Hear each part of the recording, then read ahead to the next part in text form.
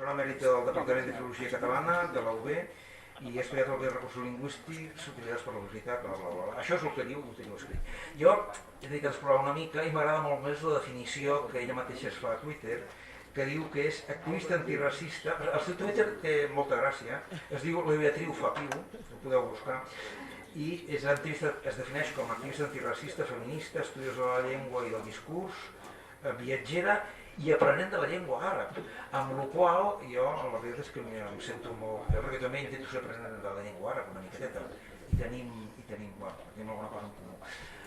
Com sempre, com que ja anem una mica tard, li cedeixo la paraula. Moltes gràcies. Beatriu. Bon dia a tothom, gràcies per haver-nos convidat a participar en aquesta Universitat de la Pau. Suposo que en el programa heu vist que estava anunciada l'Alba Cuevas, que és la directora de Sos Racisme, però ja fa dies que ella ja va dir que no podia i per tant en el seu lloc he vingut jo, que soc la presidenta de l'entitat. Us havia posat un PowerPoint, però ja heu vist que hem tingut problemes tècnics i per tant serà una mica més avorrit el no tenir imatge, però farem el que podrem.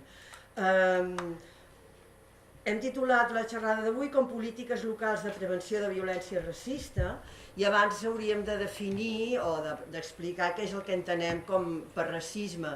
A veure, veiem actituds racistes pel carrer, d'insults, d'agressions, de desqualificacions, però no hem de perdre de vista que de fet el racisme el que és un sistema estructural de dominació ve d'antic, sobretot a partir de les polítiques colonials, que encara que en teoria s'hagin produït els processos de descolonització, continua existint aquest sistema estructural mundial de domini d'uns països sobre uns altres i per tant de les persones d'uns països o dels dirigents d'uns països sobre les persones dels altres països.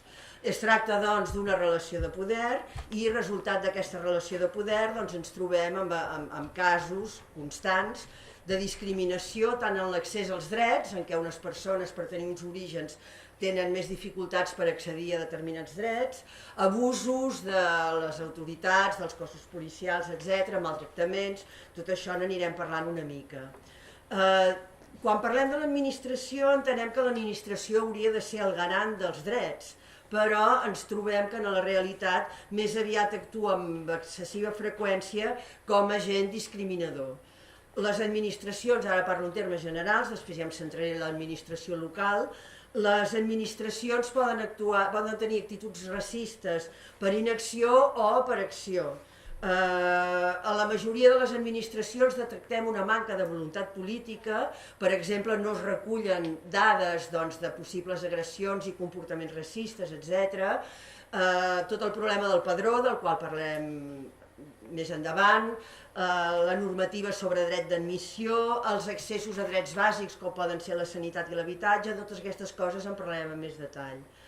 En el cas de Catalunya, el Parlament de Catalunya en el seu moment va aprovar una llei catalana per la no discriminació, però aquesta llei ha quedat allà una mica en els llimbs de l'oblit i no s'ha desplegat, no s'ha posat en marxa. D'altra banda, també hem detectat casos d'incompliment de normatives internacionals o estatals o autonòmiques. Quan parlem de sanitat, també aquesta qüestió en parlarem amb més detall. No s'ha desplegat tampoc un procediment sancionador que sigui clar, precisament això per sancionar comportaments, actituds i discriminacions racistes. Però també ens trobem el racisme, per part de les administracions, racisme per acció, racisme actiu. Per exemple, lleis normatives, etc., discriminatòries, que n'hi ha moltes. Jo aquí havia notat el decret llei 16/2012 d'accés a la salut. Per sort, amb l'últim canvi de govern, amb l'entrada del govern del Partit Socialista, em refereixo a l'Estat, aquesta llei s'han compromès, aquest decret llei s'han compromès a derogar-lo i per tant esperem que de manera immediata torni a ser l'accés a la sanitat, torni a tenir un caràcter universal que en aquests moments no té, tot i que a Catalunya la situació és diferent, també en parlem més endavant. Un altre exemple molt clar, després us posaré un vídeo, que és aquest que tenim aquí preparat, són les identificacions per perfil ètnic, la policia detectant a persones pel fet de tenir la pell negra, pel fet d'anar vestides de determinada manera, etc., que denoten un origen determinat.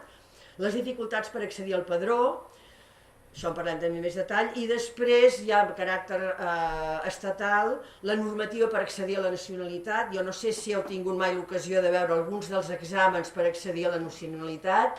Juraria que de totes les persones que som a la sala, com a mínim el 90% suspendríem, però ja no és només això, sinó les bajanades que pregunten. Això no hi vull entrar perquè no es tractaria de polítiques locals, però us recomano que ho mireu, que ho busqueu.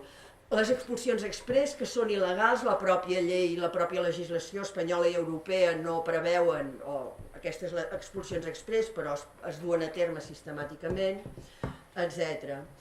Els problemes que tractarem, els quals entrarem més detall, ja us he dit, el padró, la sanitat, els cossos policials, etc., els hem extret del site.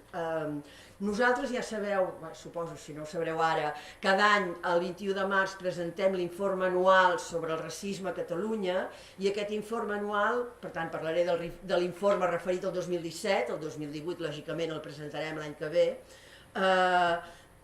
Aquest informe anual nosaltres el fem a partir de les dades que recollim al site. El site és el Servei d'Atenció i Denúncia a les Víctimes de Discriminació Racista i està actuant, existeix des de l'any 1992, o sigui que ja ha complert els 25 anys.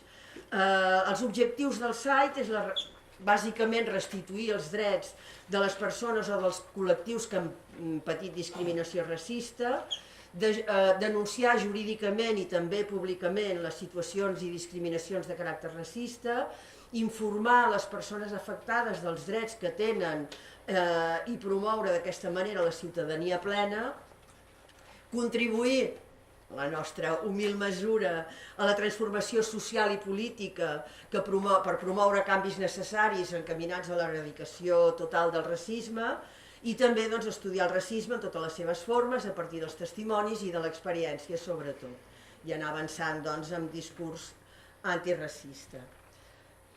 Les eines que té el site per tirar endavant els seus objectius: nosaltres gestionem el conflicte d'una manera global, estudiem cada cas, tenim un equip format per advocades, però també per persones voluntàries, amb una persona que dirigeix el servei o que organitza, coordina el servei, i s'estudia individualment cada cas per veure quina és la manera més adient, segons el cas, de tirar endavant tot el procés, sigui a través de la mediació, sigui a través de la denúncia jurídica, sigui a través de la denúncia administrativa o de la denúncia pública, o que de vegades la pública, diguéssim, no exclou cap de les altres tampoc.